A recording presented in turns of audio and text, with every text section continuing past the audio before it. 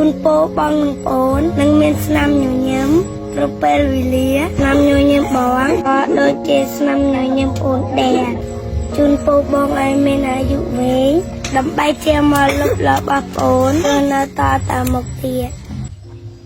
កំណាប់បងតែងសម្ដែងរឿងពិតប្អូនអើយចូលគិតឲ្យត្រូវសងសាំ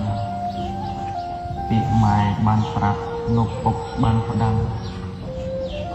កូនអើយត្រូវចង់ទឹកក្នុងជីវិត